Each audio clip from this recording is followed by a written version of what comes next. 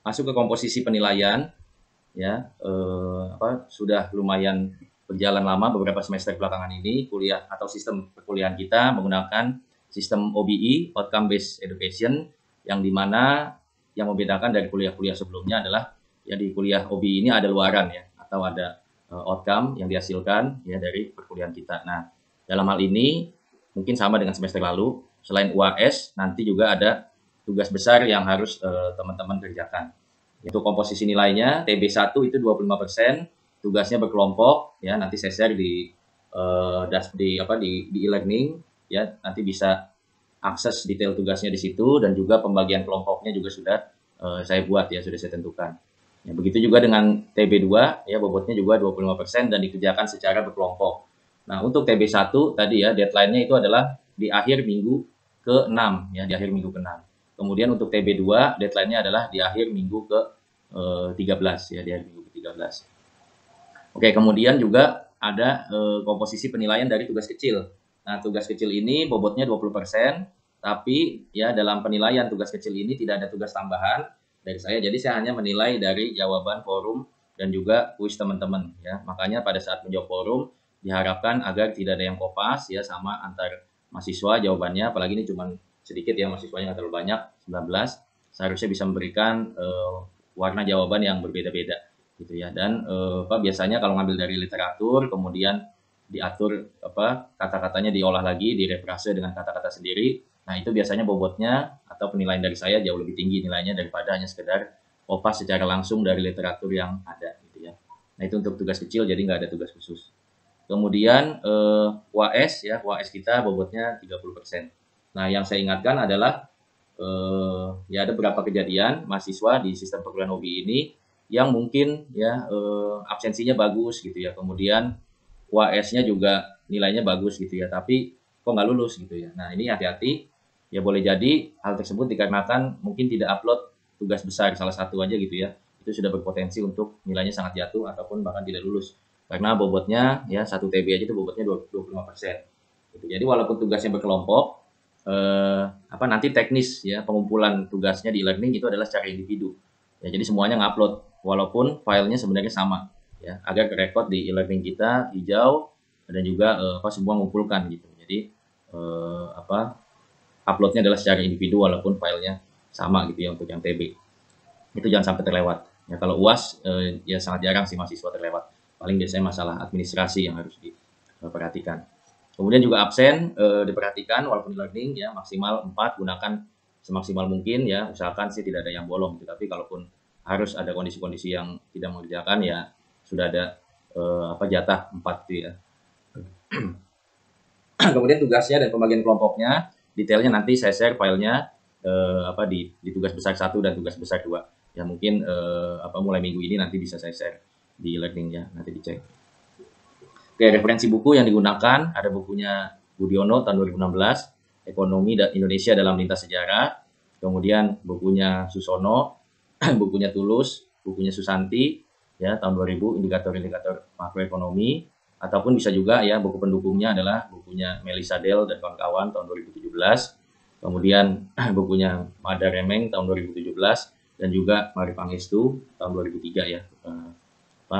Banyak dari referensi buku yang digunakan sesuai RPS-nya adalah bukunya para wakil mantan wakil presiden dan juga menteri gitu ya.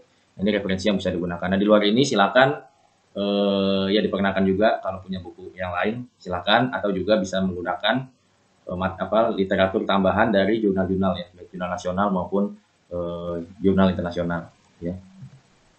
Kemudian daftar materi yang akan kita pelajari dalam satu semester ini yaitu pertama mengenai sistem ekonomi di Indonesia, kemudian periodisasi ekonomi Indonesia mulai dari zaman kolonial ya sampai dengan era reformasi. Kemudian kita juga bicara mengenai indikator pembangunan, kemudian terkait dengan kependudukan dan ketenagakerjaan, ya, kemudian transformasi struktural perekonomian Indonesia, pembangunan sektor industri, kebijakan UMKM, kemudian pembangunan dan ekonomi daerah, kemudian masalah kebijakan fiskal dan kaitannya dengan hutang, yang mungkin ini juga seru gitu ya. Kemudian kebijakan mengenai percepatan pembangunan infrastruktur, kemudian juga perekonomian dalam konteks globalisasi, tantangan dan hambatan ya di masa yang akan datang, kemudian juga kebijakan moneter dan finansial, mekanisme pasar modal dan neraca perdagangan, dan juga neraca pembayaran, dan juga di akhir kita mereview tentang perekonomian Indonesia secara overall. Mungkin ini list ya atau chapter materi yang akan kita pelajari di semester ini. Oke, sampai sini dulu. Ada yang mau ditanyakan?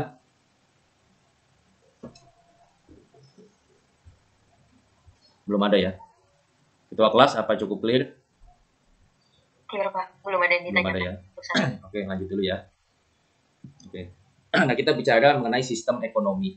Ya, sistem ekonomi menurut Dumayri tahun 96 ya, yaitu adalah satu sistem yang mengatur serta menjalin hubungan ekonomi antar manusia dengan seperangkat kelembagaan dalam satu tatanan kehidupan. Nah, kalau kita bold, kita garis bawahi ya, unsur-unsur dalam sistem ekonomi itu tentunya ada manusianya sebagai subjek, kemudian barang-barang ekonominya sebagai objek, ya, entah itu tanah, entah itu properti, entah itu komoditas, gitu ya, baik yang sudah diolah ataupun yang masih mentah, gitu ya. Dan juga seperangkat kelembagaannya yang mengatur, gitu ya. Kalau komoditas mungkin ada Bapepti, gitu ya. Kalau terkait dengan permodalan ya ada Bapepam, ya, kemudian terkait perbankan ya sektor keuangan ada OJK, gitu ya, sektor moneter ada BI, gitu ya. Nah, itulah sebuah sistem ekonomi ya. Jadi ada kita sebagai manusianya, ada barang-barang yang menjadi objek ya dari aktivitas perekonomian, dan ada juga fungsi lembaga di situ untuk mengatur dan juga mengawasi jalannya atau aktivitas ekonomi. Ya. Kemudian Sanusi tahun 2000 menguraikan bahwa kurang lebih sama ya, sistem ekonomi merupakan organisasi yang terdiri dari sejumlah lembaga atau peranata ya, ekonomi, sosial, politik, bahkan ide-ide yang saling mempengaruhi satu dengan yang lainnya, dan ditujukan ya atau arahnya adalah untuk memecahkan masalah-masalah yang terutama adalah di bidang produksi ya, kemudian distribusinya, penyalurannya ya dari produsen ke konsumen, dan juga konsumsinya itu sendiri di end user ya, atau di masyarakat. Yang tentunya ini merupakan 3 poin yang menjadi permasalahan dalam perekonomian. Oke, dalam sistem ekonomi ya tentunya dibahas juga untuk mengenai ya pengambilan keputusan dalam tatanan susunan organisasi yang untuk menjawab persoalan-persoalan tentunya untuk mewujudkan tujuan nasional. Nah, kita sedikit flashback, ini ya campuran antara sejarah dan juga terkait dengan ekonomi, gitu ya. Jadi sejarah perekonomian Indonesia, kalau kita kembali lagi flashback ataupun baca buku ya, perekonomian di masa kolonial Belanda, gitu ya. Nah, kita tahu bahwasanya Indonesia dijajah dengan Belanda 3,5 abad, dan juga Jepang ya cukup singkat 3 tahun, gitu ya. Nah, kalau kita flashback bahwasanya kedatangan bangsa Eropa ya ke timur, salah satu penyebabnya adalah masalah rempah-rempah, karena pada saat itu sebagaimana kita tahu Belanda diboikot ya, biasanya beli rempah-rempahnya itu dari Spanyol, gitu ya, yang dimana Spanyol juga saat itu sedang menjajah Portugis dan lain sebagainya ya. Kemudian Belanda diboikot, tidak bisa membeli rempah-rempah dari Spanyol dan Portugis tersebut ya. Kemudian mereka berinisiatif lah untuk mencari rempah-rempah ke daerah timur, salah satunya ke Nusantara atau ke Indonesia, yang ditandai dengan masuknya atau terbentuknya VOC pada tahun 1602, gitu ya. Nah, yang uniknya kalau kita baca buku-buku sejarah, ya salah satu literatur dari Belanda justru mengatakan bahwasanya yang menjajah Indonesia seharusnya bukan Belanda, gitu ya, tapi VOC itu sebenarnya adalah perusahaan dagang, gitu. Jadi profesor dari Belanda ini mengatakan bahwasanya salah kaprah kalau dibilang Indonesia itu dijajah oleh Belanda, gitu ya. Sebenarnya Indonesia itu dijajah oleh VOC ataupun perusahaan dagang dari Belanda. Jadi dijajah 3,5 abad sebenarnya oleh satu perusahaan. Ya, kalau kita lihat kepanjangan dari VOC sendiri itu adalah belakangnya C-nya adalah company, gitu ya, company, atau yang kita kenal sekarang adalah company atau perusahaan, gitu. Nah, maka ini juga menjadi satu catatan, gitu ya, bahwasanya yang menjajah Indonesia ya dikatakan tidak pure pemerintahan Belanda, tapi sebenarnya adalah perusahaan dagang yang di dalamnya mereka membangun kekuatan militer, kemudian membuat perjanjian dengan raja-raja, bahkan mencetak uang. Dan juga yang terkenal di masa kolonial Belanda adalah ada istilah tanam paksa ya. Nah, tanam paksa ini tujuannya adalah tentunya untuk memproduksi komoditi yang secara demand di luar negeri, gitu ya, ini marketnya sangat banyak ya permintaannya ya, baik kopi, terutama juga rempah-rempah, gula, nila, dan komoditas lainnya ya, itu banyak. Maka Belanda tadi dalam hal ini VOC ya, salah satu program kerjanya gitu ya adalah tanam paksa. Dan tanam paksa ini juga melibatkan bangsawan ya, bangsawan lokal, bangsawan setempat untuk yang mendorong juga rakyat untuk mau menjalankan berbagai tugas, karena si bangsawan tadi ya akan mendapat imbalan sesuai dengan hasil produksi yang dihasilkan oleh rakyat tadi. Oke, kemudian masih di masa kolonial Belanda, ya, nah ini sistem pemerintahan kolonial Hindia Belanda, ya. Jadi Hindia Belanda itu adalah pemerintahan kolonial gitu ya. Ini menciptakan sistem ekonomi yang diarahkan untuk memenuhi kepentingan negeri Belanda tentunya ya. Maka Hindia Belanda sebagai negeri jajahan dijadikan ya sebagai ya daerah penghasil bahan untuk memenuhi konsumsi dan industri di Belanda. Tentunya banyak bahan-bahan mentah dari Indonesia yang dibawa ke negeri Belanda gitu ya. Dan juga untuk memenuhi permintaan ya baik di Belanda itu sendiri maupun di luar negeri gitu ya untuk dijual. Nah selain itu ya kita juga dijadikan udah kita yang produksi juga, kita juga yang dijadikan pasar ya atau dijadikan market gitu ya bagi hasil industri yang dihasilkan oleh negeri Belanda. Nanti ada salah satu kisah bahwasanya VOC ketika angkat kaki dari Indonesia gitu ya, salah satunya disebabkan oleh daya beli masyarakat yang udah nggak ada lagi, masyarakat kita yang memang udah nggak punya uang. Jadi itu salah satu juga yang menjadi alasan VOC untuk angkat kaki dari Indonesia gitu ya. Karena hakikatnya tadi juga Indonesia dijadikan sebagai daerah pemasaran. Kemudian tentunya penghasil devisa bagi kepentingan Belanda. Nah, masuk ke masa kolonial Jepang, ini cuman sebentar gitu ya. Ya pada tanggal 1 Maret 42 Jepang mendarat di Jawa di Teluk Banten ya, kemudian tanggal 5 Maret 42 kemudian Batavia jatuh ke tangan Jepang ya. Akhirnya secara resminya tanggal 8 Maret tahun 1942 Belanda secara resmi menyerah kepada Jepang. Nah, ada 3 prinsip utama yang dikedepankan oleh masa kolonial Jepang gitu ya. Yang pertama tentunya mereka mengusahakan agar mendapat dukungan rakyat, ya, kemudian memanfaatkan sebanyak mungkin struktur pemerintahan yang ada dan meletakkan dasar supaya wilayah yang bersangkutan dapat memenuhi kebutuhannya sendiri ya bagi wilayah selatan. Ya, kemudian kebijaksanaan Jepang terhadap rakyat Indonesia punya 2 prioritas, yaitu menghapus pengaruh-pengaruh Barat. Jadi ada kepentingan ya Jepang untuk menghapus pengaruh-pengaruh Barat di masyarakat Indonesia yang notabene ya kondisi rakyat Indonesia pada saat itu adalah baru dijajah oleh Belanda ya, sehingga banyak mindset Barat yang tentunya melekat di masyarakat kita gitu ya.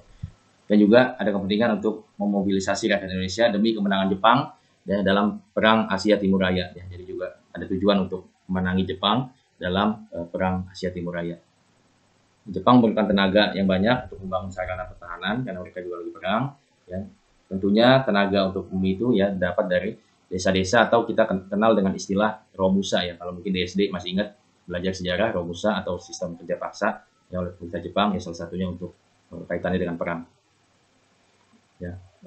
Kemudian Jepang berusaha sama dengan Belanda tentunya ada purpose untuk glory ya, untuk menguasai kekayaan ya, menguasai sumber-sumber bahan mentah ya, untuk khususnya kalau Jepang ini untuk industri perang gitu ya. Kalau Belanda lebih kepada dagangnya, kepada bisnisnya. Ya, kalau Jepang selain bisnis atau glory kekayaannya juga untuk kemenangannya ya, kemenangan perang Jepang gitu. Dibagi 2 tahap, ada tahap penguasaan dan juga tahap penyusunan kembali struktur ekonomi wilayah dalam rangka memenuhi kebutuhan perang, yang bentuk kebijakan ekonomi Jepang di Jawa ya berakibat pada perubahan ekonomi masyarakat secara mendasar. Ya, ialah diberlakukannya politik ya penyerahan padi secara paksa. Jadi yang terkenal juga dari masa kolonial Jepang ini adalah ya adanya praktek penyerahan padi secara paksa untuk memenuhi kebutuhan pangan ya bagi tentara-tentara Jepang di medan perang. Nah, tapi ada ininya ya, ada salah satu positif poinnya adalah bahwasanya pada saat itu diperbolehkannya bahasa Indonesia untuk menjadi bahasa komunikasi nasional yang dan juga menyebabkan bahasa Indonesia mengumumkan diri sebagai bahasa nasional gitu ya. Dan juga tadi mendukung transisi ya, atau peralihan mindset masyarakat Indonesia yang sebelumnya Belanda banget gitu ya. Nah, dibuatlah ya ada semangat anti Belanda yang juga ini terimplementasi dengan berubahnya nama Batavia menjadi Jakarta. Oke, kita masuk ke masa Orde Lama ya di era Presiden Insinyur Soekarno ya. Pada saat ini kan pasca perang ya, pasca perang baru merdeka, tentunya banyak masalah yang dihadapi di era ini. Ya, diantaranya laju pertumbuhan Indonesia menurun, defisit saldo neraca pembayaran dan defisit APBN, kemudian kegiatan produksi di sektor pertanian dan sektor manufaktur yang berada di tingkat yang sangat rendah, kemudian juga hyperinflasi bahkan sampai 600-an sekian persen gitu ya. Kalau mungkin di era-era sekarang inflasi itu ada 2, 3 gitu, di atas itu dan nilai tinggi gitu ya. Tapi mungkin di orde lama, orde baru gitu ya, itu inflasi sampai atau mata uang kita terdepresiasi sampai ratusan persen, itu hal yang biasa dan pernah terjadi gitu ya. Oke, kemudian beberapa positif poinnya di orde lama adalah pembangunan infrastruktur seperti TVRI ya, jembatan Semanggi, HI, dan juga jalan utama segitiga emas ya, Tamrin, Sudirman, dan Gatsu. Dan juga ada yang cukup menarik atau yang saya jadikan pertanyaan forum adalah keluarnya Indonesia dari PBB. Nah, beberapa pendapat mengatakan bahwasanya keluarnya Indonesia ya dari PBB atau Perserikatan Bangsa-Bangsa adalah sebuah hal yang negatif ya, atau sebuah hal atau kondisi yang kurang bagus gitu. Kok bisa keluar dari PBB gitu ya. Nah, di sisi lain ada pandangan yang mengatakan bahwasanya keluarnya Indonesia dari PBB adalah salah satu positif poin di mana pada saat itu Presiden Insinyur Soekarno ingin melepaskan Indonesia dari cengkeraman imperialisme Barat ya, atau penjajahan Barat. Karena dinilai pada saat itu PBB juga banyak kepentingan yang dinilai akan menjajah ya negara-negara berkembang secara tidak langsung. Oke, kemudian masuk masa Orde Baru cukup panjang ya, 32 tahun di era Presiden Soeharto. Ya, dia terkenal Pak Harto adalah dengan Bapak Pembangunan ya, maka salah atau banyak programnya adalah terkait dengan pembangunan ekonomi dan juga peningkatan kesejahteraan masyarakat. Nah, pada era pemerintahan Soeharto juga Indonesia kembali menjalin kerjasama hubungan baik dengan pihak Barat, dengan IMF dan lain sebagainya gitu ya. Dan, termasuk juga menjadi anggota PBB kembali gitu ya. Nah, salah satu tujuannya adalah untuk mendapatkan pinjaman ya, yang tadi kondisinya adalah defisit anggaran belanja ya, dan juga secara fiskalnya utang kita udah mulai banyak gitu ya. Nah, maka dari itu inisiatif Presiden Soeharto untuk menggandeng kembali PBB dan IMF yang tentunya diharapkan akan memberikan ya pinjaman baik bilateral ya maupun multilateral. Oke, kemudian ada istilah trilogi pembangunan ya di era Orde Baru, yaitu stabilitas politik, pertumbuhan ekonomi yang stabil, dan pemerataan pembangunan. Ya, sasaran kebijakan tersebut salah satunya untuk menekan inflasi yang tadi tinggi, gitu ya, kemudian mengurangi defisit keuangan pemerintahan dan menghidupkan kembali kegiatan produksi. Ya. Nah, ini satu hal yang menarik karena salah satu yang juga atau mendorong terjadinya tingginya inflasi adalah ya tadi ya, baru selesai perang gitu ya. Kemudian itu dari sisi politikalnya, kemudian dari sisi moneternya pada saat itu adalah ketika dulu uang pada era Presiden Soekarno gitu ya, itu penerbitan uang ORI ya, uang Republik Indonesia namanya, itu disetarakan dengan emas gitu. Jadi jumlah uang itu terbatas ya, sesuai dengan cadangan emas yang ada, sesuai dengan aset negara yang ada, sehingga sebenarnya itu adalah untuk menjaga inflasi ya. Nah, namun demikian pada masa setelahnya, masa Orde Baru, kebijakan itu dihapus sehingga kita bisa nyetak uang banyak, kita bisa pinjam uang banyak. Nah, sehingga itu juga salah satu yang sebenarnya mendorong terjadinya inflasi yang lebih tinggi lagi karena money supply-nya ya, jumlah uang yang beredar banyak, tapi di sisi ya atau di sektor realnya ya, di sektor usaha itu tidak bisa menyerap uang-uang yang banyak tadi gitu ya, masih belum bisa cepat larinya gitu di sektor usaha, sehingga pada masa awal-awal transisi juga inflasi masih tinggi ya, kemudian setelah beberapa dekade baru mulai membaik ya, dan seterusnya ya. Oke, ini beberapa kebijakannya, yaitu menertibkan anggaran, menertibkan sektor perbankan, mengembalikan ekonomi pasar, dan perhatikan ekonomi pasar, serta merangkul negara-negara barat ya untuk menarik modal ya, atau mencari investor asing. Oke, kemudian yang terkenal juga adalah mengenai Repelita, rencana pembangunan 5 tahun ya, yang mulai dari Repelita 1 sampai 6 gitu ya. Dan inflasi turun hingga di bawah 10%, ya ini setelah masa transisi yang cukup panjang beberapa dekade setelahnya gitu ya. Inflasi mulai turun, kemudian laju pertumbuhan PDB sudah mulai kelihatan 7% per tahun karena dukungan juga dari likuiditas yang ada ya, uang yang tersedia. Kemudian swasembada pangan, salah satu programnya juga, ya, penurunan angka kemiskinan, ya. Namun demikian juga di era ini dihadapkan dengan buruknya sektor perbankan nasional. Bahkan ya kita tahu krisis 97-98 mungkin sebagian ngalamin walau masih kecil gitu ya. Mungkin ada juga yang ngalami, tapi literasinya banyak, kajiannya banyak ya. Bahwasanya itu juga gong yang membuat kerusuhan dan juga Presiden Soeharto diturunkan gitu ya, karena buruknya sektor perbankan ya. Nah, kemudian pertumbuhan ekonomi tadi juga dinilai sebenarnya tidak merata. Jadi PDB kalau dinilai tumbuh ya, kalau dinilai tinggi dan seterusnya, ya, tapi yang jadi permasalahan adalah equality-nya ya, atau kesetaraannya atau pemerataannya. Itu yang menjadi PR sebenarnya, nggak hanya pada masa Orde Baru, tapi sampai sekarang pun gitu ya, kadang-kadang PDB tinggi gitu ya, pendapatan devisa negara tinggi, tapi yang menikmati hanya segelintir, yaitu di piramida yang atas gitu ya, kelas atas. Oke, kemudian juga terkenal juga banyak menimbulkan konglomerasi dan bisnis yang erat dengan KKN ya, korupsi dan sebagainya. Oke, pasca krisis 98 ya, masa reformasi. Ya, ini ada beberapa presiden yang yang memimpin pada masa reformasi. Ya, mulai dari B.J. Habibie gitu ya, setelah pergantiannya dengan presiden di era sebelumnya. Nah, kemudian ya pada tahun ini 98 hampir seluruh sektor mengalami pertumbuhan yang negatif, pastinya ya banyak perusahaan-perusahaan besar konglomerasi yang tumbang ya, justru UMKM pada saat itu menjadi bantalan perekonomian ya di kondisi krisis. Agak sedikit berkebalikan dengan kondisi pandemi gitu ya. Pandemi konglomerasi cenderung bertahan ya, tapi UMKM justru yang kena dampaknya ya. Nah, ini agak sedikit beda karena waktu itu pemicunya tahun 97-98 itu krisis yang dipicu oleh sektor keuangan ya, finansial. Nah, kalau sekarang adalah pemicunya adalah pandemi. Jadi kebalikannya by nature yang terjadi seperti itu gitu ya. Kalau keuangan biasanya UMKM lebih kuat, tapi kalau kondisi sekarang pandemi, orang tidak bisa berbisnis secara komunal, secara tatap muka, ya maka UMKM yang cenderung belum siap gitu ya. Oke, kemudian juga ini kerjasama dengan IMF masih.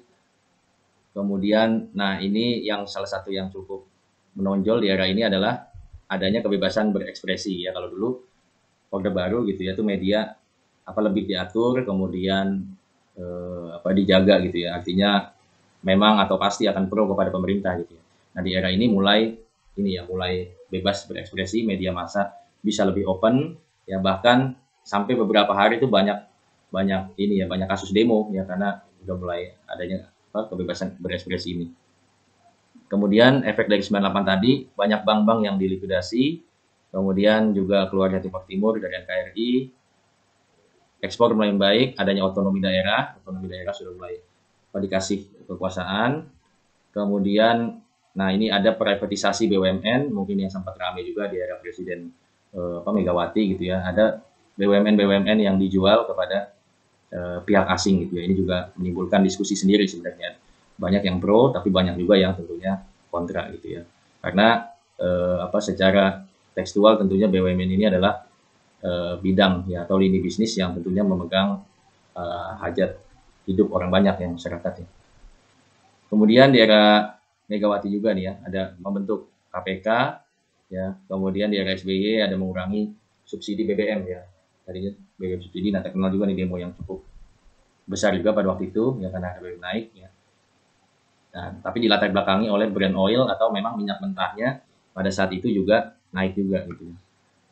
Nah, ciri-ciri perekonomian Indonesia ini diatur dalam Undang-Undang 45 pasal 33 ya, mengenai perekonomian nasional dan kesejahteraan nasional, yang dimana ekonomi kita itu pastinya didasarkan atas asas kekeluargaan ya, dimana kita terkenal sekali dengan Indonesia, terkenal sekali dengan kooperasinya gitu ya. Kemudian cabang-cabang produksi yang penting bagi negara dan menguasai hajat hidup orang banyak akan dikuasai oleh negara. Tadi salah satunya dengan BUMN tadi ya, sektor listrik yang potensi untuk dimonopoli gitu ya, maka dikuasai oleh negara. Perbankan selain swasta juga harus ada yang dikuasai oleh negara juga, empat bank besar himbara ya, dan sektor-sektor lainnya juga demikian.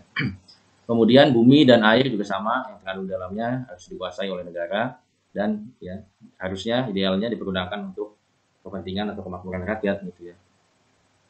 Kemudian perekonomian nasional diselenggarakan berdasarkan atas demokrasi ekonomi ya, dengan kebersamaan, adil, dan berkelanjutan, perluasan lingkungan, mandiri, serta menjaga keseimbangan kemajuan dan kesatuan ekonomi nasional. Nah, perekonomian kita itu sangat dipengaruhi oleh 3 faktor. Yang pertama adalah faktor geografis ya. Ini kaitannya dengan tata letak Indonesia, di mana Indonesia adalah negara kepulauan yang terbesar di dunia, terdiri dari 13.000 pulau. Ya bahkan banyak pulau-pulaunya yang belum dinamai saking banyaknya gitu ya. Kemudian kita memiliki potensi ekonomi yang beda-beda ya, tentunya karena karakteristik tanahnya ya, curah hujan ya, dan lain sebagainya. SDM-nya juga ya. Oke, kemudian kita juga sebenarnya Indonesia berada di wilayah strategis ya secara geopolitik karena memang memiliki posisi silang nih antara benua Asia dan Australia. Kemudian juga kita jadi jalur lalu lintas ya antara Laut Atlantik dengan Laut Pasifik dan menjadi paru-paru dunia. Kita hutan tropis kita terbesar. Kemudian ada juga Brazil juga mempunyai hutan tropis juga yang terbesar setelah kita, jadi paru-paru dunia juga. Ya, walaupun di tengah pro dan kontranya bahwasanya ya Indonesia, Brazil sebagai negara berkembang ya disuruh untuk mempertahankan hutan lindungnya, mempertahankan paru-paru dunianya. Nah, di sisi lain justru Barat ya asik dengan mengeksploitasi sumber daya alam gitu ya. Jadi apa istilahnya, banyak NGO atau LSM dari luar negeri yang masuk ke kita gitu ya, membrainstorm kita yang melalui kebijakan-kebijakan untuk dengan green management, peduli lingkungan ya, itu bagus ya kan. Tapi secara politis ada pro dan kontra di situ ya, kaitannya dengan Eropa atau negara maju ya udah merusak lingkungan duluan gitu ya. Nah, negara berkembang baru mau jadi negara maju, baru mau kaya, tapi di stop salah satunya dengan cara suruh jaga lingkungan gitu ya. Nah, ini kan ya agak sedikit menjadi debatable gitu ya, jadi bahan perdebatan. Oke, kemudian kita juga menghadapi kesulitan komunikasi bahkan sampai sekarang ya. Jadi kalau saya di perbankan syariah ada nasabah-nasabah para petani yang di Sumatera, Kalimantan, Sulawesi, bahkan ada yang di Merauke, Papua, ada bahkan sinyal pun ya di perkebunan gitu masih sangat susah gitu. Jadi kalau either itu Zoom aja ya, saya sekedar Zoom, kita meeting sebentar itu sangat susah. Ya, entah harus ke tempat tertentu ataupun ke kota yang lebih besar yang ada akses sinyal gitu. Nggak hanya dulu gitu, tapi sekarang ini juga masih terjadi gitu ya. Kemudian adanya perbedaan kesempatan pendidikan, kesempatan lapangan kerja, itu ini juga merupakan potensi kesenjangan yang masih terjadi sampai sekarang. Faktor kedua adalah faktor demografis, di mana negara kita tentunya secara jumlah nomor 4 di dunia. Sebentar ya.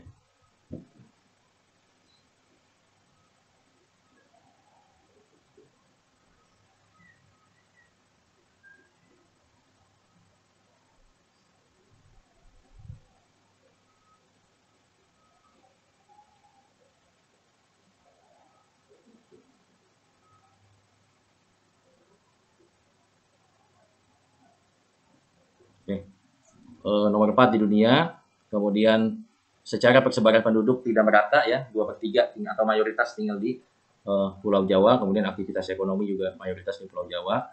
Nah, kemudian sisanya ya hidup di pedesaan dengan bertani ataupun menjalankan aktivitas lain yang memiliki upah yang sangat rendah gitu ya.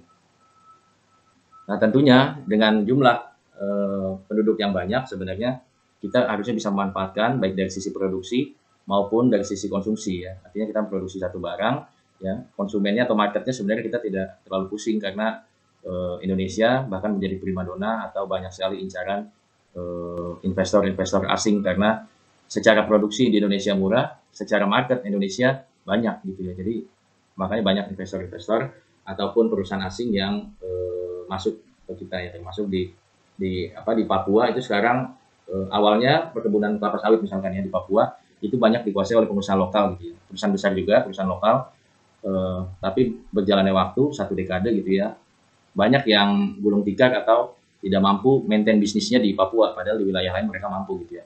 Nah, sekarang banyak perusahaan-perusahaan Korea tadi yang nggak hanya dengan K-pop-nya gitu Korea ya, tapi mereka bisnis sawit di Papua yang itu lahannya rawan konflik dan lain sebagainya, banyak keluar biaya di sana, ya, tapi buktinya mereka survive sampai sekarang dan sangat ekspansif gitu ya. Tadinya hanya punya kebun, sekarang punya pabrik, bahkan tadinya 1, 2, sampai 3 sekarang yang saya tahu dekat gitu ya. Itu jalan dengan baik. Kemudian tanah Papua juga subur, produksinya bagus.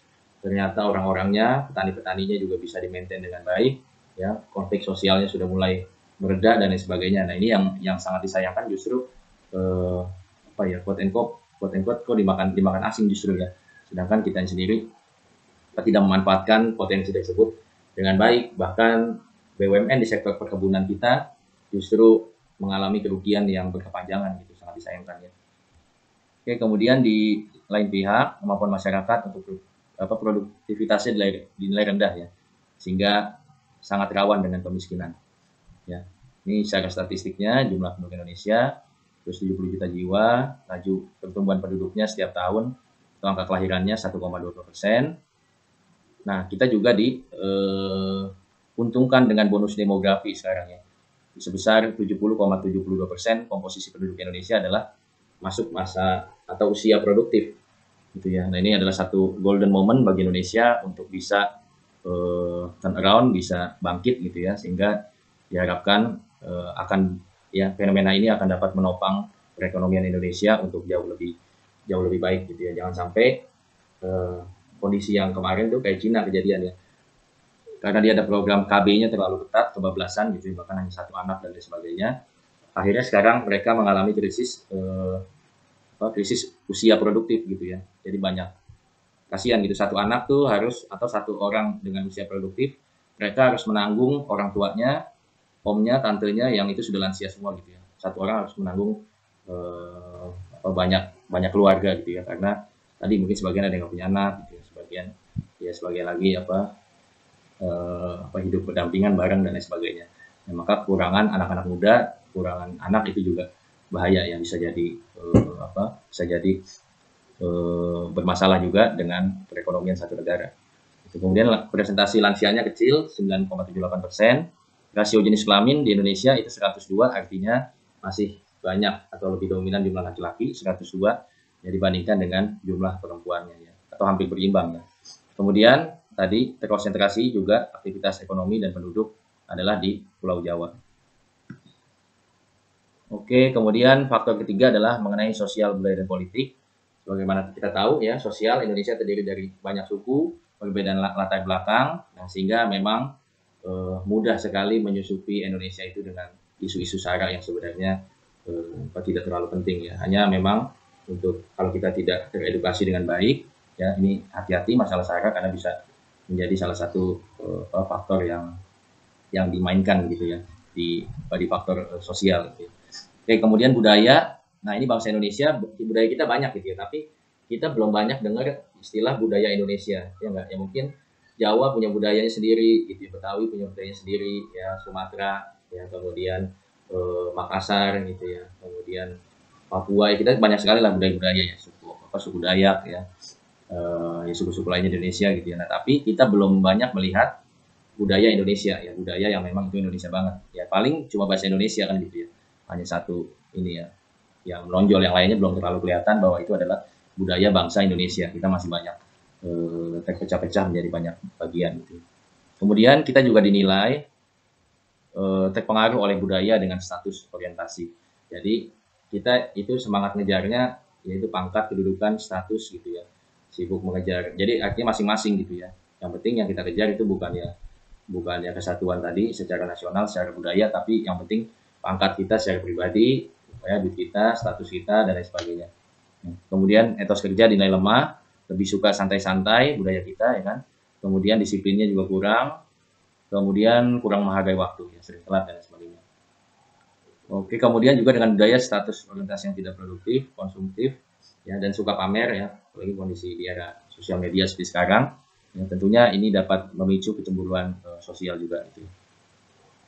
Oke, kemudian secara politik kan Indonesia tadi ya sudah banyak di bawah kekuasaan raja-raja ya, baik pada masa kolonial maupun sebelumnya masa-masa kerajaan ya. Jadi masa-masa itu sangat membawa dampak kepada Indonesia sampai dengan sekarang, bahwasanya kita tuh masih berasa ya feodalisme dan kolonialismenya itu masih. Jadi walaupun penjajahan udah nggak ada, tapi kayaknya kok kita masih dijajah gitu ya. Kita kok takut ketemu pemimpin daerah tuh gimana gitu ya, apalagi ketemu presiden dan sebagainya gitu ya. Masih ada kita masih mengkultus individu ya, masih apa ya, itu raja selalu diagungkan gitu ya, pemimpin gitu ya harus di kayak bahkan kayak tuan terhadap budak gitu ya, berlebihan ya. Artinya taat itu bagus, tapi yang berlebihan itu juga menjadi isu sendiri yang tentunya akan berpengaruh kepada perekonomian di Indonesia. Ya, dari ciri tadi tentunya ada 3 potensi kerawanan ekonomi Indonesia. Yang pertama ya rawan kesenjangannya, ya yang di Jakarta mungkin untuk dapat gaji 10 juta gampang gitu, tapi belum tentu di daerah. Ya, terlebih di daerah mungkin beli barang lebih mahal daripada di Jakarta. Ya, di Papua ya udah nyari uangnya susah, tapi mereka beli sesuatu aja harganya jauh lebih mahal daripada di Jakarta. Ya. Kemudian potensi rawan kemiskinan tadi dengan lemahnya etos kerja dan sebagainya. Ya, ini juga menjadikan Indonesia rawan dengan kemiskinan. Kemudian kaitannya dengan budaya, SARA tadi, ini juga potensi bagi Indonesia ya rawan perpecahan. Ada yang dipecah antar suku, ya suku A versus suku B, ya terkenal dari dulu nggak akur gitu ya. Kemudian ada juga yang cebong dan kampret ya, ada yang nomor 1, nomor 2 dan seterusnya gitu ya. Padahal hal tersebut yang mungkin akan banyak buang waktu dan ini ya banyak mudorotnya nggak bermanfaat gitu ya. Nah ini juga menyebabkan rawan perpecahan.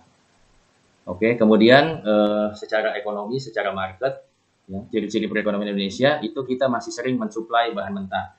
Jadi apa konsekuensinya terhadap perekonomian? Jadi kita tuh masih sering kalau jual kayu, yaitu kayu aja gelondongan. Gitu. Kalau jual besi itu biji besinya aja. Gitu. Kalau jual boksit ataupun apa yang untuk material mobil listrik gitu ya. Nah itu kita hanya bahan bakunya aja tapi nggak kita olah. Nah konsekuensinya kalau kita hanya supply bahan mentah, nah ini margin atau keuntungan kita akan sangat tipis kalau hanya jual bahan mentah. Yang beda kalau kita adalah kuat di industrialisasi sehingga kita bisa kita bisa memanufakturkan bahan mentah tadi, mengolah bahan mentah tadi ya minimal menjadi barang setengah jadi ataupun bahkan barang jadi sehingga potensi ekonominya lebih tinggi gitu ya. Kemudian kita juga masih menjadi target pasar luar negeri dengan jumlah masyarakat kita yang banyak, ya daya beli juga apalagi sekarang cukup terutama di kota-kota besar. Itu makanya banyak perusahaan atau pabrikan asing yang mereka tidak hanya invest tapi juga terkadang hanya menjadikan Indonesia sebagai market gitu ya. Oke, artinya kita lebih banyak menjadi atau berperan sebagai konsumen ya daripada penghasil atau sebagai produsen gitu. Makanya PDB atau pendapatan kita itu Indonesia besar kan, jadi kadang-kadang besar, utang kita masih kecil karena belum masih 20% dari terhadap PDB atau GDP kan gitu ya. Nah, tapi kalau kita lihat sebenarnya GDP atau pendapatan Indonesia tadi itu sebenarnya sifatnya hanya flow atau lewat aja.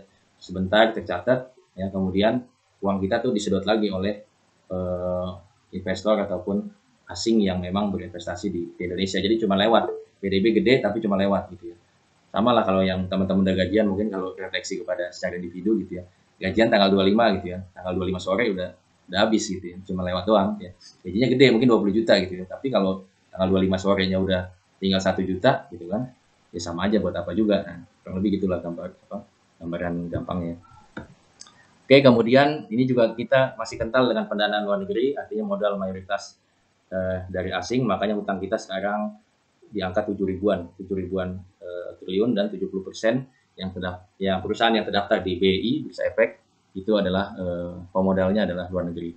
Nah, masalah pendanaan ini atau masalah modal sebenarnya memang Indonesia masih kalah kreatif daripada negara barat, dalam arti kalau di barat itu mereka agak nekat, jadi cetak uang sendiri itu gampang, mudah gitu ya. Kemudian dengan cara-cara yang banyak, yang kreatif gitu. Di Indonesia masih terbatas dan juga justru lebih mengedepankan modal ataupun utang dari luar negeri gitu ya. Padahal kalau secara kaitannya dengan inflasi gitu ya, itu nggak ada pengaruh, sama aja. Artinya dari modal kita cetak uang sendiri katanya takut inflasi, tapi kalau kita utang dari luar negeri itu nggak ada pemikiran begitu ya. Padahal sama aja, mau kita ya cetak uang sendiri ataupun utang dari luar negeri, itu kan akan menjadi money supply, akan jadi jumlah uang yang beredar gitu ya. Jadi kaitannya dengan inflasi seharusnya nggak ada pengaruh. Nah ini mindset begini yang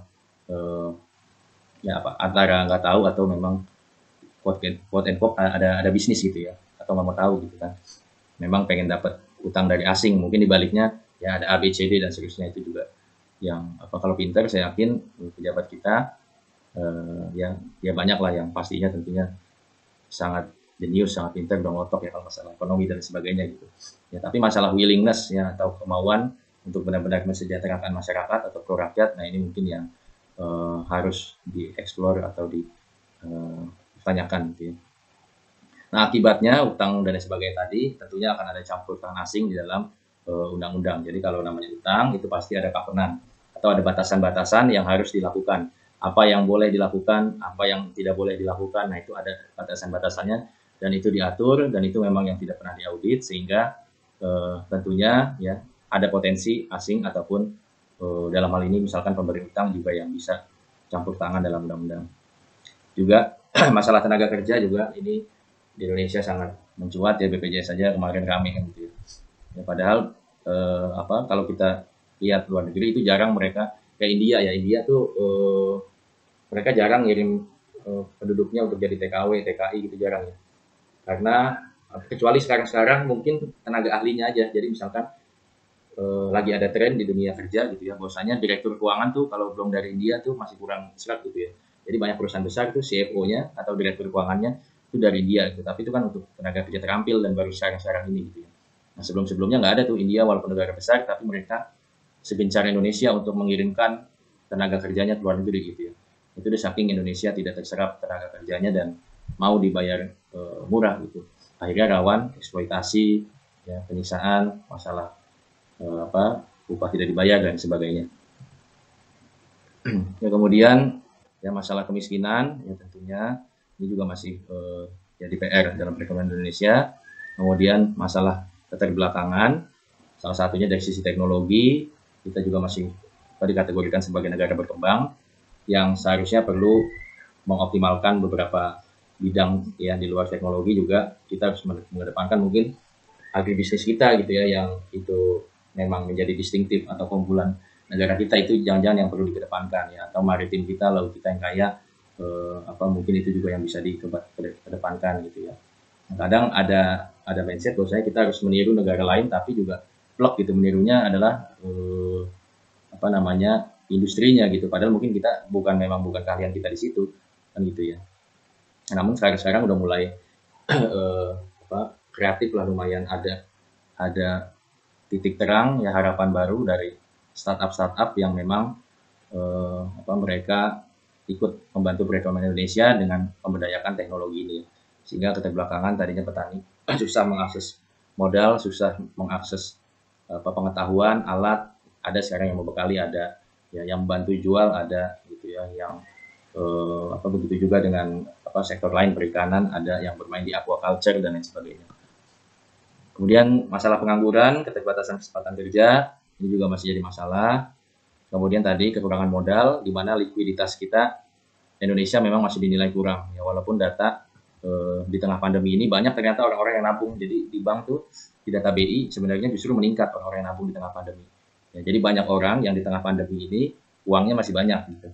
Tapi jadi satu permasalahan juga, pihak intermediary atau pihak lembaga keuangan itu belum mau menggelontorkan dananya, atau masih takut-takut, masih nunggu-nunggu nih, wait and see kapan ya mau ngasih, nanti deh nunggu COVID selesai baru kita kucurin kreditnya gitu. Nah ini juga ada permasalahan di situ juga gitu ya. Modalnya udah ada, banknya nggak terbatas nyalurinnya kan gitu ya. Atau memang modalnya benar kurang gitu. Kalau di Amerika mungkin aset kredit gitu ya itu bisa disekuritisasi, jadi bertingkat-tingkat ya, bertingkat-tingkat. Jadi ada satu barang sudah jadi objek utang di satu lembaga keuangan misalnya gitu ya. Nah lembaga keuangan ini kan duitnya udah keluar gitu ya untuk beli aset tadi. Nah lembaga keuangan A ini butuh modal lagi kan untuk biaya yang lainnya. Nah lembaga keuangan A bisa minjem lagi ke temannya, ke B, itu dengan aset yang sama gitu ya, bisa mensekuritisasi dengan berpangkat-pangkat ya, berkali-kali gitu ya. Dan di Indonesia mungkin baru 1 kali 2 kali gitu ya, belum terlalu banyak inovasinya di sektor keuangan ya. Walaupun memang ada pro kontranya, ada sisi positif negatif, bahwasanya dengan sekuritisasi tadi yang berpangkat-pangkat sangat rentan terhadap krisis ya kan. Buktinya krisis 2008 ya, krisis global Asia, yang asetnya adalah KPR di Amerika gitu ya. Karena buruh-buruh di Amerika nggak bisa bayar cicilan KPR, itu dampaknya bisa jadi krisis global karena tadi pemodalnya di balik sekuritisasi itu udah investornya nggak hanya dari Amerika tapi banyak dari luar juga, sehingga efeknya adalah efek secara global.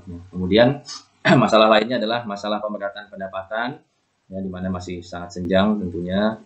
Inflasi dan tingkat pengangguran juga yang terus meningkat, walaupun sekarang di era Presiden Jokowi inflasi cukup rendah, ya. Namun demikian yang banyak dikritik adalah mengenai justru pergerakan ekonominya atau kemampuan kita bayar utangnya, bukan inflasinya, gitu ya.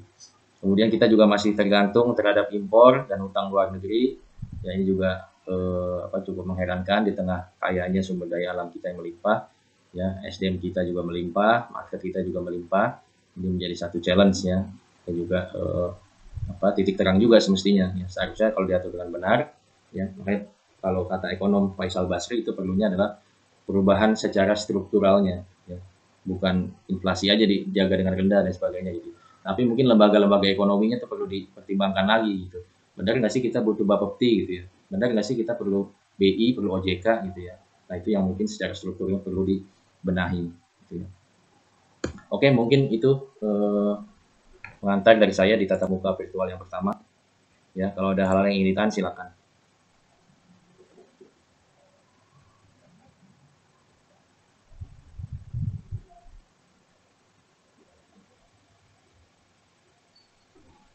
Ada yang ingin tanyakan, diskusi? Atau terkait ini ya, kontrak perkuliahan yang di awal, kalau ada yang ingin tanyakan silakan.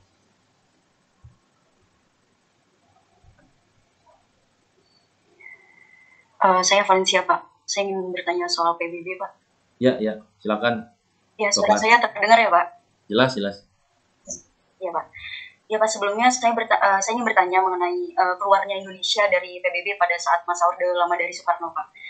Saya mempelajari dari beberapa sejarah, Pak. Awal dari masuk Indonesia ke PBB pada saat itu, karena Indonesia masih dalam kondisi belum stabil, baik dari segi politik, ekonomi, keamanan, dan lain-lainnya. Terus juga keadaan yang baru saja merdeka juga yang menuntut Indonesia diharuskan dan membutuhkan bantuan dari negara lain untuk memenuhi segala kebutuhan yang tidak dapat diperoleh dari dalam negeri sendiri, ya, Pak. Dan pada saat Orde Lama tersebut juga menganut presidensial yang dimana kekuasaan atas pada sistem ini hubungan kekuasaan antara presiden dan hubungan yang saling kontrol atau check and balance, Pak.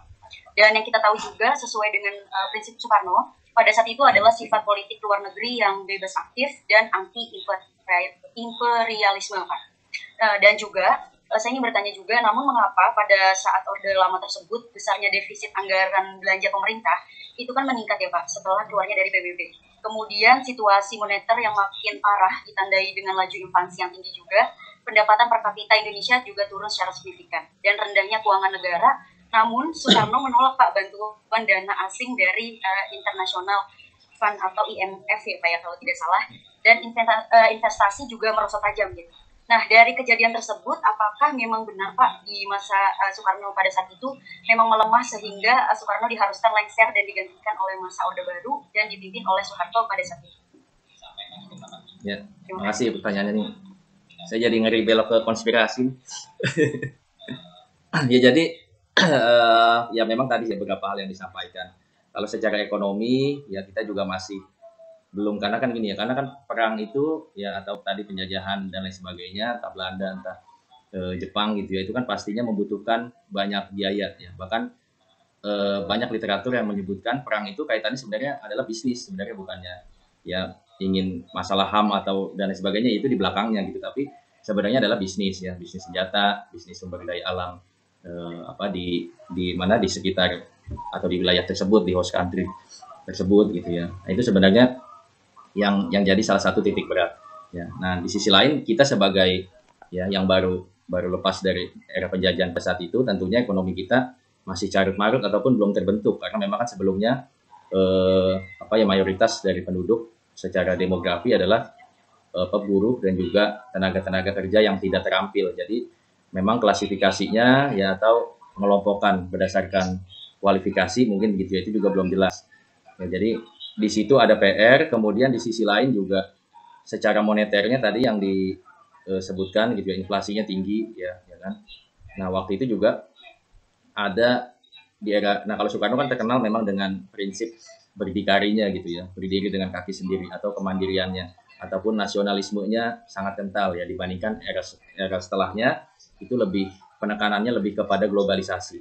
Ya, sehingga pada saat itu Soekarno tahu betul kondisi Indonesia yang memang kaya dengan sumber daya alam, salah satunya emas, ya, sehingga pada waktu secara moneternya ya, pada saat uang Indonesia itu adalah ori, ya, uang ejaan lama ya, uang Republik Indonesia itu, pada saat itu undang-undangnya mengatur bahwasanya uang yang diterbitkan itu harus setara dengan jumlah emas tertentu. Jadi uang terbit besar sekian itu harus ada emas yang disimpan setara sekian gitu ya. Nah, itu sebenarnya sudah dilakukan atau sudah dibuat pijakannya oleh Presiden Soekarno, adalah salah satunya untuk mencegah laju inflasi yang tidak terkendali. Karena ketika negara bangkrut gitu ya, kita punya peak asetnya, kita punya emasnya, jadi tinggal dijual gitu kan. Kalau uang secara moneternya kan yang mengakui hanya negara, katakanlah rupiah misalkan. Rupiah itu yang mengakui hanya Indonesia gitu. Jadi kalau kita beli nasi goreng ya, misalkan 50.000, nasi gabang nasi goreng itu di Indonesia laku. Tapi kalau kita ngasih uang 50.000 beli nasi goreng di Malaysia, itu kan belum tentu mereka mau terima gitu kan. Nah, jadi makanya perlunya uang-uang tadi di backup dengan fixed aset ataupun emas gitu ya, ataupun aset yang memang ada ketika krisis. Uang-uang itu nggak kejadian kayak Zimbabwe yang beli telur aja berapa miliar gitu kan, dolar Zimbabwe anjlok gitu. Nah, sebenarnya arahnya sudah ke situ gitu. Nah, cuman nah makanya kelihatannya inflasi tinggi di masa transisinya, karena undang-undang tersebut sudah mulai dilepas ya, artinya ada kebebasan kita untuk mencetak uang di luar standar emas ya.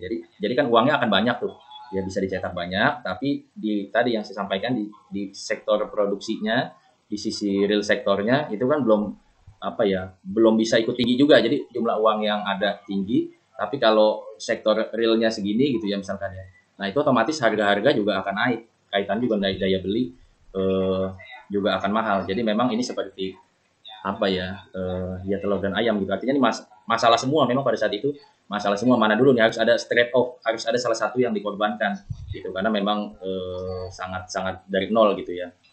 Itu. Nah, mungkin ya saya rasa pada saat itu memang nggak bisa kita istilahnya menang di semua hal, ada salah satu hal yang perlu dikorbankan gitu. Nah, sebenarnya sih kalau dari tadi kalau lihat dari kebijakan Presiden Soeharto, dia lebih menguatkan sisi moneternya dulu gitu ya. Ya, pelan-pelan bisa dibangun di sektor usahanya bisa bangun pelan-pelan. Artinya mungkin pendapatan negara nggak akan lompat tinggi, tapi pelan-pelan ya, lajunya pelan-pelan, tapi lebih firm gitu ya, lebih firm, dan juga inflasinya juga pelan-pelan akan terjaga gitu ya. Ya, di sebaliknya yang era setelahnya kan, karena ada istilahnya ngambil utang dari luar negeri, jadi uangnya banyak gitu segala macam, ya kelihatan pendapatan kita akan tinggi gitu. Tapi kan balik lagi, di balik itu indikator-indikator ekonomi yang lainnya perlu juga dilihat gitu ya, daya beli masyarakat ya, dan lain sebagainya. Nah, ini juga yang mungkin masih sangat menjadi PR sampai sekarang gitu ya, karena kita gampang disuguhkan dengan informasi-informasi yang GDP Indonesia besar, kemudian utang kita rasionya masih aman dan sebagainya gitu ya. Tapi kalau kita itu lebih dalam lagi, bukan masalah persentasenya terhadap GDP, tapi kemampuannya untuk bayar bunganya itu sendiri. Jangan kan pokok dulu ya, bayar bunganya itu sendiri yang kemampuannya itu tingkatnya sangat rendah gitu. Jadi bukan persentasenya, tapi kemampuannya. Nah, itulah yang mungkin jarang jarang literasinya gitu ya. Nah, artinya kita mungkin juga sebagai akademisi ataupun sebagai mahasiswa, teman-teman, ya kita harus di luar berita-berita yang ada ataupun informasi yang kita terima, kita juga harus bisa melihat sesuatu secara helikopter view, secara menyeluruh, bahwasanya kita minimal juga walaupun manajemen gitu ya, tapi paling nggak mengerti ekonomi sedikit-sedikit gitu. Jadi nggak gampang pengaruh sama berita yang mungkin masih perlu divalidasi, masih perlu kita cek lagi gitu ya. Nah, ini kan banyak sekarang menghampiri kita, kita tidak menerima informasi secara komprehensif. Nah, ini juga yang menjadi salah satu tantangan nih ya. Sibuk hal lain banyak lah ya, kepentingan nasional, kepentingan daerah, bahkan kepentingan personal branding masing-masing pejabat publik barangkali ya, semacam itulah. Jadi belum lagi nanti pemilu 5 tahunan ya kan, setiap periode ganti kebijakan dan sebagainya, itu juga sangat kompleks, dan memang ya ini menjadi tantangan bangsa besar seperti Indonesia yang terdiri dari ribuan pulau ya, bisa seperti itu. Ya mungkin itu Ada lagi yang lain? Baik Pak, terima kasih Pak. Terima kasih Kelas. Ada lagi? Ya Pak. Oh ya, ada. Siapa tuh? Arik ya? Ya Pak. Ya, silakan. Saya dulu pada saat SMA pernah mendengar soal Gunting Safrudin ya Pak, pada tahun 1950 kalau tidak salah, masa Orde Lama. Nah, itu penyebab dan tujuannya itu untuk apa ya Pak, kebijakan Gunting Safrudin itu? Tahun berapa? 1950? Ya, kalau tidak salah 1950. Gunting Safrudin ya. Nah, itu untuk ya memang di modul juga ada gitu ya. Di modul cuma ada juga ada. Nah, tapi analisisnya gitu ya. Ini saya perlu ini lagi ya, perlu cross check lagi secara mendalam gitu ya mengenai program atau kebijakan ini. Ya mungkin nanti kita bisa lanjut di diskusi WA ya. Ya, karena memang dikhawatirkan ya kalau saya baru tahu sedikit akan justru menjadi misinformasi gitu ya. Nah, ada urgensinya apa terhadap ekonomi Indonesia gimana? Maksudnya ada isu penganggurannya kah atau isu indikator ekonomi makronya kah? Kaitannya dengan apa? Maksudnya isu program tadi ya? Ada kaitannya dengan Saya cuma pengen tahu ya Pak, perjalanannya gitu Gunting Safrudin. Karena dulu waktu SMA pernah dibahas, cuman hanya selewat saja gitu, hanya menjelaskan bahwa sistem Gunting Safrudin ini memotong uang misalkan dari 1.000 menjadi 500 rupiah, 500 rupiah dan 500 rupiah. Yang devaluasi itu ya, devaluasi ya. Oke, ya. Itu oke. Nah, itu sebenarnya kaitannya dengan devaluasi atau redominasi mata uang ya. Yaitu sama lah kayak yang kondisinya Zimbabwe, khawatir uang kita semakin gak berharga atau semakin jauh dari patokannya kan sekarang dolar ya, US dollar, karena dulu sebelum era dolar kan euro gitu ya. Nah, terus karena ada kebijakan petrodolar, orang kalau mau beli minyak itu harus pakai dolar gitu ya. Itu kan jadi US jadi satu mata uang yang jadi patokan. Nah, karena udah mulai kejauhan, angkanya kita udah kebanyakan tuh gitu ya. Nah, khawatir akan semakin gak ada nilainya rupiah. Sebenarnya kaitannya redominasi yaitu karena itu ya, takut kejauhan nilainya atau semakin gak berharga. Apalagi kalau kita lihat kan trennya itu mata uang kita terhadap dolar itu kan semakin melemah gitu ya, semakin melemah. Coba aja, walaupun mungkin kadang naik nanti kadang turun gitu diberitakan gitu ya, tapi kalau nggak bisa dibohongi, kalau kita tarik garis panjang itu akan selalu mata uang kita melemah. Nah, jadi kalau udah ketinggian kita jaganya adalah dengan pangkas itu ya, khawatir beli telur jadi 1 miliar kan gitu ya. Nah, itu sih salah satunya itu untuk jaga penguatan mata uang kita terhadap mata uang asing. Tapi kalau ada kaitannya dengan mungkin kebijakan tenaga kerja ya ataupun yang lainnya, nah ini karena terkait sejarah saya harus cross check dulu dengan literatur yang mungkin lebih detail gitu ya. Tapi kalau secara umumnya ya mengenai pemangkasan nilai mata uang adalah seperti yang tadi. Ada lagi?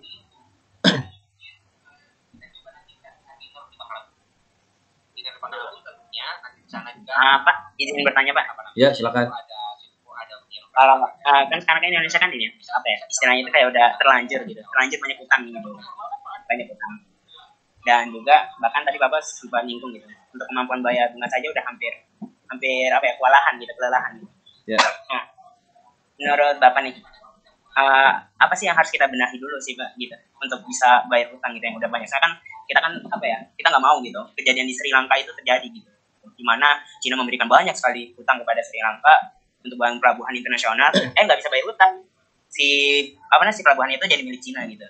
Dan sekarang pun apa ya, kejadiannya itu kayak 11-12 gitu dengan Sri Lanka gitu. Cina memberikan banyak utang ke Indonesia, terus kita kewalahan. Yang kita nggak mau pasti kan aset-aset kayak jalan tol, habis itu ada yang IKN, ibu kota negara baru, itu takutnya diambil gitu. Nah, jadi pertanyaannya itu apa aja sih yang harus dibenahi gitu agar kejadian-kejadian Sri Lanka itu nggak bakal terjadi lagi gitu. Iya. Apakah harus Oke. Terima kasih. Bagus nih pertanyaannya. Ya, jadi kalau apa hal yang harus dibenahi? Nah, saya sepakat atau mengutip perkataan ekonom Faisal Basri, itu salah satu ekonom yang favorit banyak pihak lah. Kita juga sering undang di acara saya di kantor di Bang Muamalat atau kuliah overview satu industri sering undang, ataupun di kampus juga pernah undang. Jadi kalau beliau bilang tuh yang perlu dibenahi tadi adalah mengenai strukturnya dulu. Jadi kan tadi kaitannya dengan sistem ekonomi kan ada orang sebagai subjek, kemudian ada barang-barang ya komoditasnya sebagai objek gitu ya, dan juga ada lembaga-lembaga yang mengatur. Nah, yang salah satu yang perlu dibenahi sebenarnya adalah lembaga-lembaga yang mengatur ini gitu ya. Lembaga-lembaga yang mengatur ini yang mungkin sudah tidak fit lagi dengan kebutuhan ataupun dengan karakteristik di Indonesia gitu ya. Nah, ini juga apa ya istilahnya, tadi kan kalau kita bicara emas, Indonesia ya kaya dengan emas ya, walaupun Freeport udah jadi gunung ke bawah gitu ya, udah dalam ya kan, atau kaya dengan apa namanya boksit ataupun bahan untuk bahan baku untuk baterai ya, mobil listrik gitu ya.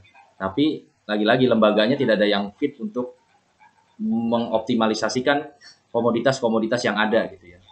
Katakanlah lagi minyak kelapa sawit gitu ya, apa dari tandan buah segar, dari buahnya diolah jadi minyak, itu sudah banyak. Tapi siapa lagi nih yang mau mengolah minyak sawit ini jadi minyak goreng, nggak hanya sekedar minyak sawit ya. Artinya apa itu tadi perlu diatur bahan-bahan mentah kita yang kaya itu agar bisa optimal, sehingga juga apa namanya bisa membawa dampak ekonomi yang lebih dalam lagi, marginnya lebih tebal lagi, untungnya lebih tebal lagi.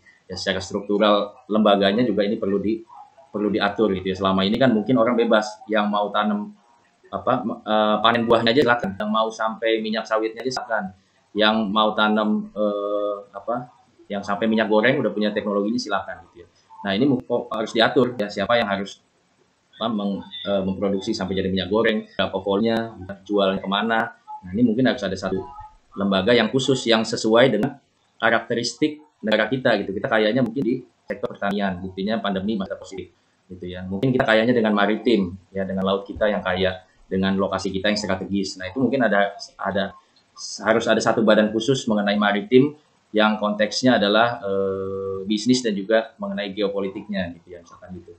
Ya, kemudian nah yang perlu dibenahi sebenarnya adalah ya memang revolusi mental itu sih ya, secara apa ya tadi kalau cari orang pintar banyak gitu ya, cari orang pangkat tinggi banyak ya, kuliah di Amerika banyak gitu ya, tapi masalahnya siapa yang mau benar-benar memperjuangkan gitu kan, atau willingness-nya nih ya, benar nggak sih kita guyup ya untuk membenahi masalah ini ya. Kalau presiden hanya 5 tahun ya kan, kalau bupati ya setiap tahun di demo harus diganti dan lain sebagainya gitu ya, pasti juga ya kita nggak bisa menafikan bahwasanya ada kepentingan jangka pendek jadinya kan, nanti ganti presiden lagi, ganti kerangka ya, ganti regulasi dan lain sebagainya yang banyak cita-cita yang belum selesai gitu lah ya. Nah, ini juga jadi polemik struktural itu tadi ya, salah satunya juga pemilu ya, yang tadinya 5 tahun, apakah kita perlu jadi negara kerajaan gitu ya, yang memang yang pegang dia aja gitu, tapi staf ahlinya bisa gonta-ganti, bisa banyak gitu kan, bisa bisa dari siapa saja yang memang punya kompetensi di situ gitu kan, bisa juga. Nah, kalau sekarang kan sampai atasnya ganti ya, banyak ininya lah, plus minusnya gitu ya. Yang diisukan anaknya bisnis lah, ikutan bisnis ya, kemudian ada aset-aset negara yang dijual dan sebagainya. Kemudian juga terkait utang itu sebenarnya ya, saya pernah baca ya satu literatur yang sebenarnya tuh kalau mau kita lunasi secara legal bisa sebenarnya gitu, tapi nggak ada willingness gitu ya. Memang kalau secara bisnis as usual ya kan, kalau begitu aja itu utang nggak akan lunas ya. Adalah kalau lihat channel saya ada video nomor berapa tuh bahas tentang utang negara. Jadi utang negara tuh kalau kita begini-gini aja sampai nanti cucu cicit dan seterusnya nggak akan lunas, saya jamin ya. Karena kenapa? Kita kan utang tuh pokok ya, benar nggak? Utang tuh kan kita pokok utang 1000 T gitu ya, 1000 T. Nah, 1000 T ini adalah kita nerimanya 1000 T, kemudian bayarnya kan harus katakanlah 1200 T sama bunganya ya kan. Nah, kondisi moneter yang ada saat ini nggak hanya dialami Indonesia nih, semuanya. Makanya Amerika pun sebagai negara adidaya utangnya banyak, atau yang paling tinggi malah justru kan. Nah, kan pasti utang pokok konsekuensinya adalah bunga, diikuti ada bunga yang ini kan yang harus dibayar. Nah, untuk bayar bunga ini ya duitnya dari mana? Karena kan nggak ada yang cetak secara realnya gitu ya. Nah, dicetaknya harus dengan utang lagi kan, harus dengan nerbitin bond lagi, obligasi lagi ya. Kalau negara harus nerbitin dengan SUN lagi, surat utang negara gitu. Artinya kita sebenarnya roll over aja terus, bayar utang dengan utang, nambah lagi bunga. bayar utang dengan utang tambah lagi bunganya akan terus menggelembung ya kalau kita nggak bisa bermain secara strategis. Maksudnya emang kita harus ini juga ya harus nakal-nakal dikit gitu. Kayak Rusia kan agak ya ini beda lah konteksnya. Mungkin Rusia agak nakal dikit berani gitu. Ya sebenarnya Indonesia kalau posisi strategis begini kita apapun punya gitu. Wah kalau kita kayak Rusia tuh kayaknya oke juga gitu. Cuman kurang nuklirnya aja kan gitu ya. Gitu. Ya kan artinya emang sedikit-sedikit kita perlu ini juga. Perlu nakal juga karena artinya gini tadi terkait dengan utang sebenarnya utang kan semua negara punya utang gitu ya kan pertanyaannya siapa jadinya yang berutang gitu itu pertama yang kedua utang itu ada konsekuensi tadi selain bunga tentunya ada kapenan-kapenan atau batasan-batasan jadi kalau kita utang tuh ya masuk media tuh kayaknya baik tuh Cina ngasih utang untuk merelaksasi ekonomi Indonesia misalkan gitu ya nah, tapi kan di balik itu sebenarnya ada ya perjanjian-perjanjian atau kapenan-kapenan tadi positif dan negatif ada hal-hal yang harus kita lakukan hal-hal yang nggak boleh kita lakukan ya jadi dikunci di situ makanya kebijakan-kebijakan pemerintah kok kelihatannya kok banyak yang ini ya apa yang seolah-olah kok bodoh banget pemerintah ya atau kok jahat sih pemerintah gitu ya gitu ya nah itu saya sebenarnya mungkin ya secara hati nurani juga mereka tahu lah gitu pemerintah ya kan tapi tadi ya karena diikat dengan kapenan-kapenan kredit atau kapenan-kapenan utang ya mereka harus membuat ini jadi smooth gitu ya artinya mungkin kalau kaitannya dengan BPJS kemarin yang walaupun sempat ditarik lagi kan kemarin apa baru bisa ditarik nanti ya ketika usia pensiun gitu kan itu kan sebenarnya salah satu tujuannya adalah untuk memperpanjang nafas atau memperpanjang cash flow kalau kita perusahaan ya perpanjang cash flow-nya negara kan APBN-nya negara mau di biar agak longgar gitu ya nah dikasihlah iming-iming tapi harus ada gimmick nih nah gimmicknya apa nah gimmicknya adalah apa namanya ada program baru yang kemarin sempat ini kan yang apa kalau ada pemutusan hubungan kerja itu kan dapat subsidi sekian persen dari upahnya selama berapa bulan gitu kan. Nah itu kan gimmick, jadi kelihatannya framingnya adalah positif. Padahal goalsnya adalah tujuannya memperpanjang nafas. Tapi jangan sampai ya maksudnya orang awam kan mungkin ya yang di luar ekonomi gitu ya, ya nggak sampai ke situ. Yang penting kan mereka terima ketika di PHK aman aja gitu kan. Sebenarnya negara juga ada tujuan. Ya. Begitu juga dana haji ya kan, apa dipakai gitu ya, mumpung lagi pandemi dan sebagainya. Makanya beli lembaga keuangan kan lembaga haji dan seterusnya masuk lewat situ dan sebagainya kayak hal kayak gitulah apa itu salah satu banyak konsekuensi dari utang dan dari permasalahan kompleks lainnya tentu kita juga apa secara individu kan tadi ya perlunya revolusi mental karena kita kan silo pasti kita mikirin masing-masing kan mikirin jabatan masing-masing ya kan mikirin duit masing-masing dan lain sebagainya itu kan pertanyaan harusnya perlu ada satu inkubator ataupun program ataupun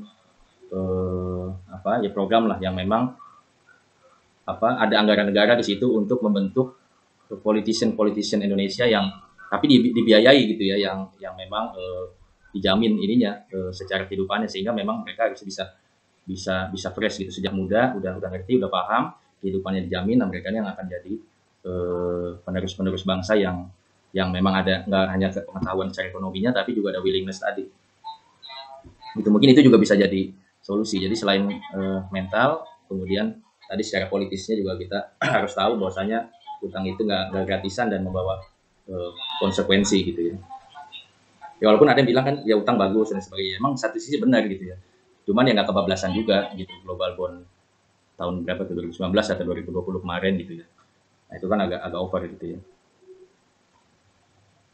gitu ya mungkin itulah sedikit dari saya struktural dan mentalnya terutama gitu kalau yang diolahnya sih banyak Indonesia kan nggak khawatir lah ada lagi yang lain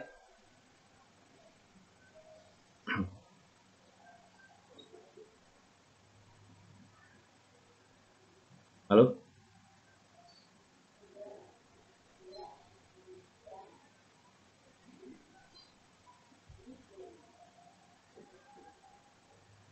halo suara saya kedengeran nggak? Kedengeran Pak. Oh kedengeran ya sorry nih soalnya di HP sih sambil ada meeting lain sebenarnya tapi ini lost connection yang di HP ini saya kira pengaruh juga yang di Google Meet. Oke ada lagi? Iya Pak agak putus Pak memang.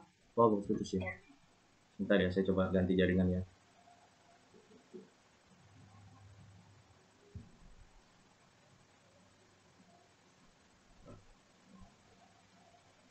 Halo?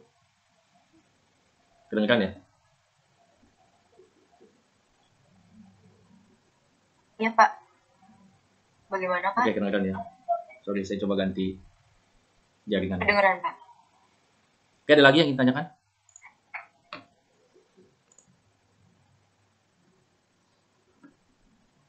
Jadi nanti, oh ya nih, untuk minggu ini, ya, berarti kan pertemuan pertamanya adalah dari tatap muka kita sekarang nih ya. Itu untuk pertemuan pertama. Gitu. Jadi untuk pertemuan pertama nggak ada forum dan kuis. Tapi karena kita minggu lalu hari libur, baru di Pak, mohon maaf Pak, jaringannya tidak stabil Pak, sehingga suaranya putus-putus. putus ya. Bentar.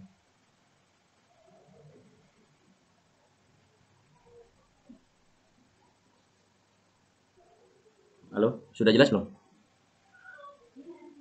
Halo, halo.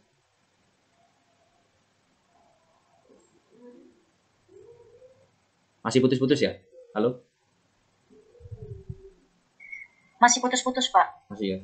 Iya Pak, masih putus-putus Pak.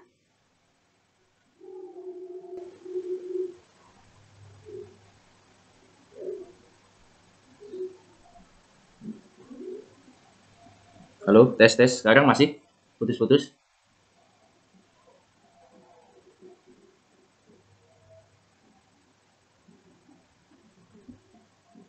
Masih putus-putus? Halo?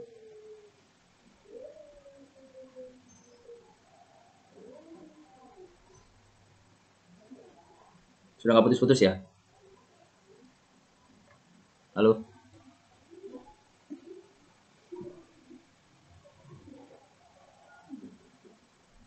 Masih putus-putus?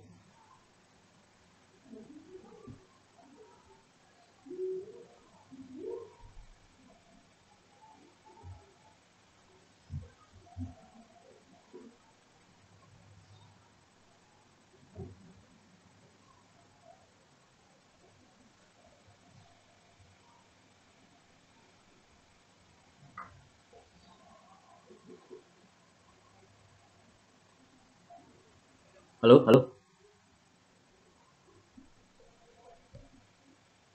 Masih putus-putus nggak? Pak? Enggak, udah lebih jelas ya?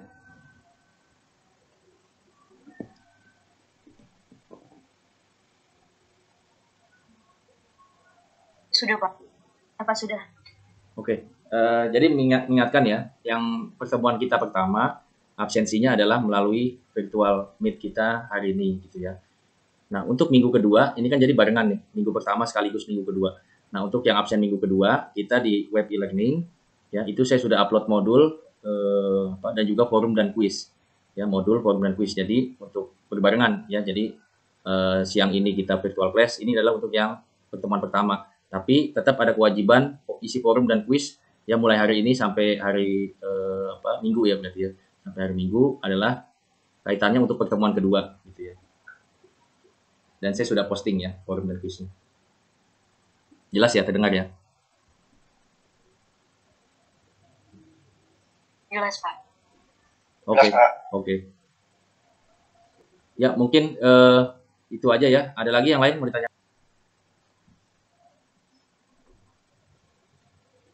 Ketua kelas masih ada yang ingin tanyakan seputar perkuliahan? Sudah tidak ada Pak, sudah cukup. Cukup ya. Oke. Sekali lagi terima kasih teman-teman sekalian atas kehadirannya di virtual tatap muka kita yang pertama. Semoga program kita lancar. Terima kasih kehadirannya. Saya tutup. Billahi taufiq wal hidayah. Assalamualaikum warahmatullahi wabarakatuh. Waalaikumsalam warahmatullahi wabarakatuh. Terima kasih Pak.